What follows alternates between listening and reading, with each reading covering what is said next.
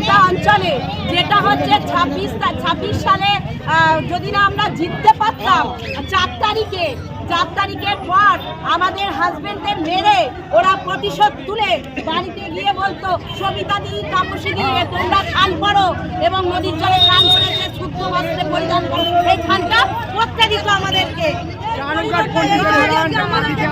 কিন্তু আমরা এটা করবো না, ওরা যেটা করেছিল সেটা কি ঠিক? এর পরিবর্তে আমরা যদি তাদের বাড়িতে গিয়ে আসি আজকের পর থেকে, তাহলে এটা কি হবে? এবার কি হবে বলতে পারবেন? জনগণ কেমন উত্তপ্ত হয়েছে দেখতে পাচ্ছেন। আচ্ছা, এখন এই ধানগুলো কি করবেন?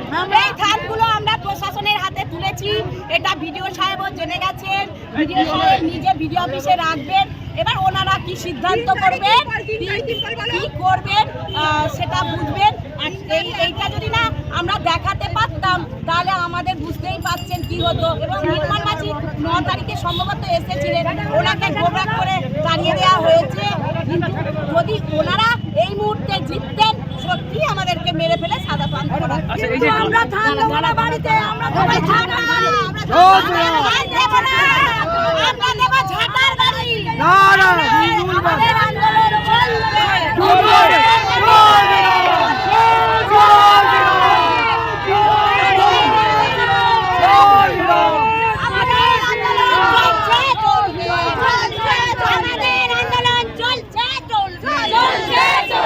আমাদের মহিলা মোর্চার আন্দোলন চলছে চলবে, আমাদের মহিলা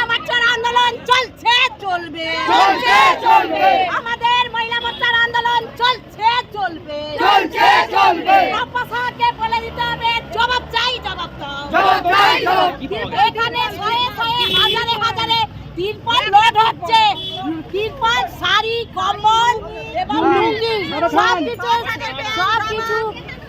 লোড হচ্ছে এবং লোড প্রশাসনকে জানিয়ে লোড হচ্ছে। প্রশাসন ভিডিও সাহেব নিজে আসেননি, নিজে ওনার লোককে পাঠিয়েছেন, ওনারা লোড করে টুলুর বাড়িতে আর লক্ষ্মীর বাড়িতে সাদা ধান পাঠাইতে হবে, দুজনের বাড়িতে। ওদিকে পড়াতে হবে সাদা ধান, আমাদেরকে পড়া বলে রেখেছিল, আমরা ওদিকে পড়াবো। এবং এই আমরা হয়তো মেয়েরা রেগে যাচ্ছে, কিছু করার নেই, কারণ বাপ্পার বাড়ি হচ্ছে 69 নম্বর বুথে। উনি বুঝে গেছেন আমার বাড়িতে হামলা হবে এই মুহূর্তে, বোধহয় নিশ্চয়ই উনি লাইভ দেখছেন, এই মুহূর্তে উনি পালিয়ে যাবেন আর চলেও যেতে পারেন।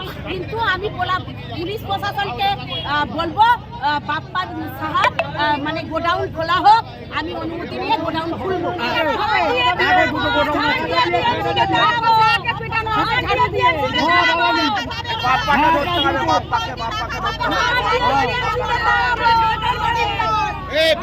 বাড়িতে সাদা ধান পাঠাইতে হবে, বাপ্পা স্যার বাড়িতে মেরে সাদা ধান তাদের বাড়িতে পাঠাবার জন্য এখানে সাদা ধান রাখা হচ্ছিল।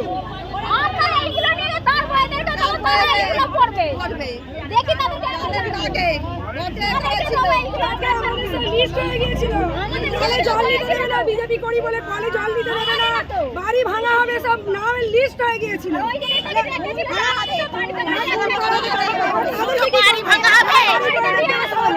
আবার কি বলেছিল, আমরা জিততে পারলে আমাদের বন্দরপাড়া, আমটা বন্দরপাড়া টুলু সব জানে, 12 জনের নামে লিস্ট করেছিল, টুলু সব জানে। টুলুকে আমি বলতে চাই, টুলু তো এই কথা লক্ষ্মী টুলু 12 জনের নামে লিস্ট করেছিল, সেই লিস্ট সবাই জানার। ওদিকে বলতে হবে কাদের নামে লিস্ট করেছে। বন্দরপাড়ার 12টা ছেলের নামে লিস্ট করেছিল, যাদের মুন্ডু কাপে বলেছিল, প্রকাশ্যে লিস্ট করেছিল। আজকে আমি সেই লিস্টের আবেদন জানাচ্ছি, লক্ষ্মী দলুই আজকে সেই হিসেব তুই কোন 12 জনের লিস্ট করেছিল। আজকে আমরা ধান পেয়েছি, আজকে আমাদের যে বইয়েরা আজকে তাদের আজকে দেখে কষ্ট হচ্ছে, ধান পেয়েছি।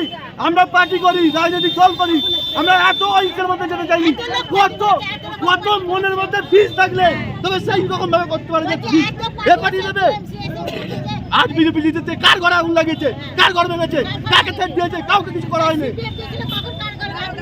আমি শুধু অবাক হয়ে যাচ্ছি যে আমাদের পাড়ায় যে বলেছিল 12টা লিস্ট, 12 জনকে মারা হবে, গুন্ডুকে আজ তার প্রমাণ ওদিকে আজকে ধরে নিয়ে আসবো আর ওই 12 জনের লিস্টের নাম আমরা একটা জানতে চাই।